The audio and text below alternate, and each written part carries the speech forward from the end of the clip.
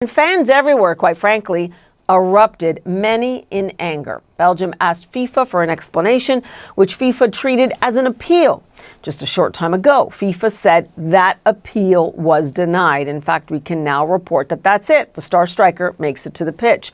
UEFA, meantime, Europe's governing body for football, says the integrity of the game is at stake. It called FIFA's decision unprecedented, incomprehensible, and unjustified. As for the U.S. president, he says he did nothing wrong. All I did, I asked for a review because I didn't think it was a foul. And, again, I'm good at this stuff. I didn't think it was a foul. I thought it was two great athletes that crashed into each other and got entangled. That was not a guy punching somebody in the face or anything that, would be different.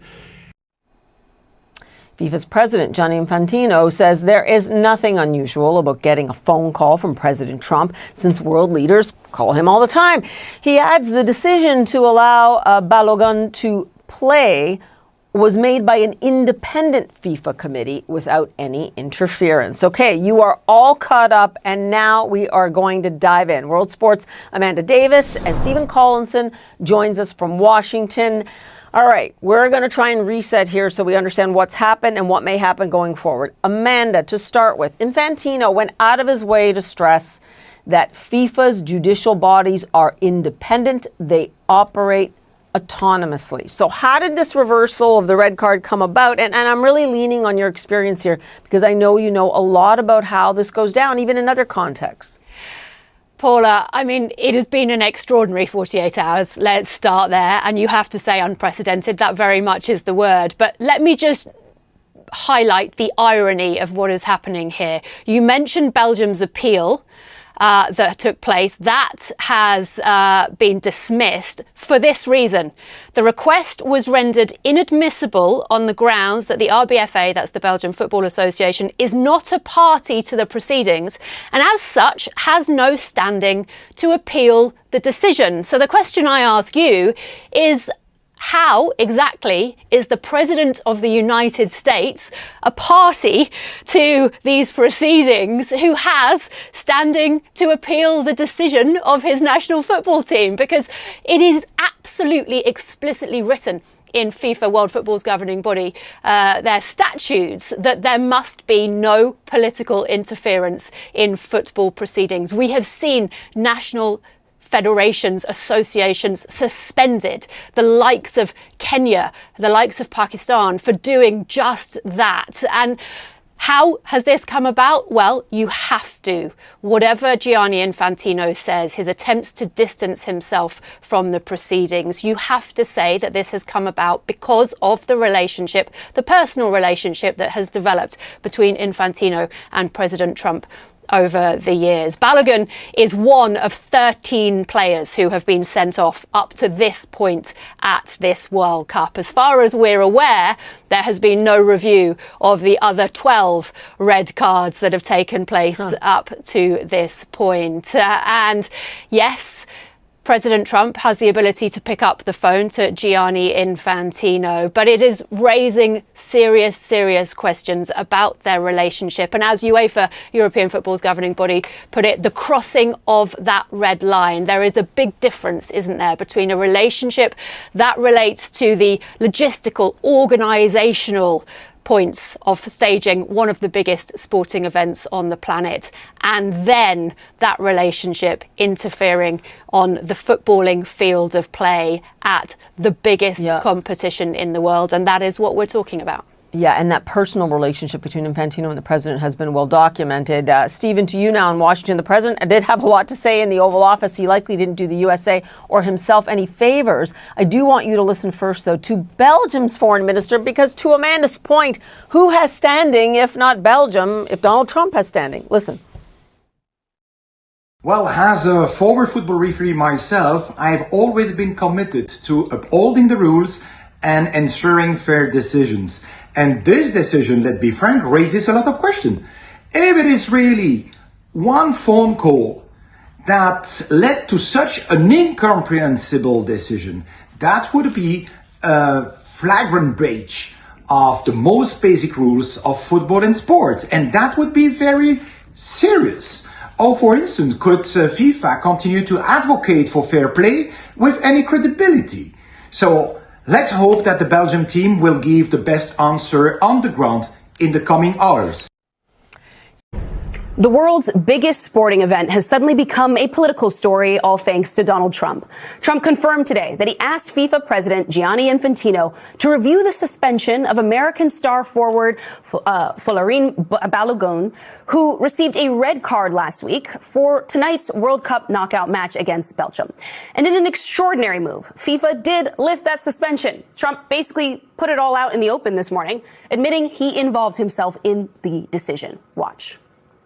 I spoke to Johnny, who's highly respected, who's produced the most successful World Cup in history by, they say, 4 times. This isn't just a success. I actually said, Johnny, we've got all these games. Each one is turning out to be a Super Bowl. I saw the play, and I'm a person that loves sports and was a good athlete, and I understand sports really well, really well. And that wasn't a foul. That wasn't even an infraction. So, yes, I asked for a review by FIFA. I spoke to a man who's highly respected. If they wouldn't allow, a top player, maybe the best, maybe among the best players on the team to play, I think it would have had a big stain.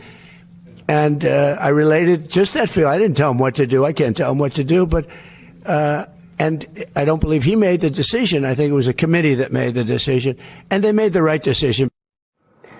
The close relationship between Gianni Infantino and Trump has increasingly drawn scrutiny over the last year, with Infantino personally inventing a FIFA Peace Prize to bestow upon Trump at the same time that Trump was ordering lethal strikes in the Caribbean, and with FIFA opening an office inside Trump Tower in New York.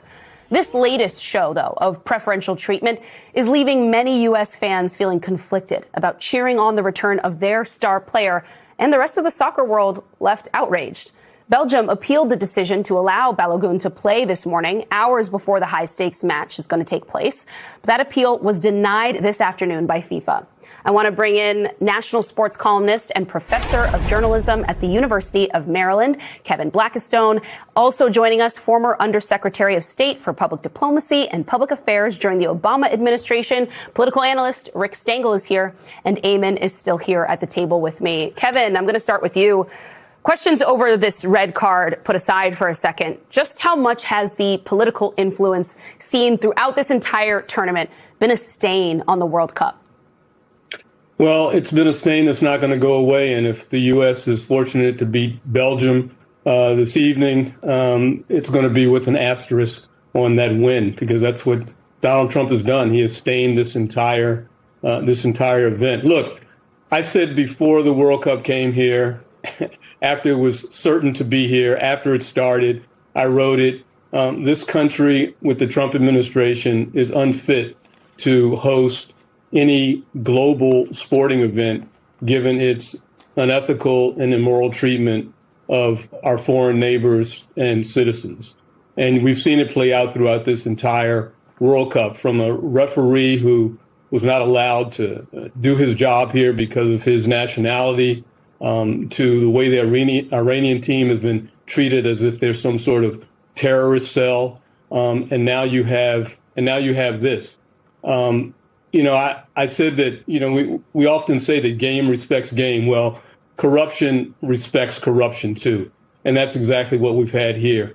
And maybe the worst part of it is that this isn't a FIFA event that has been corrupted in the bidding process, which we hear so much about and have read so much about.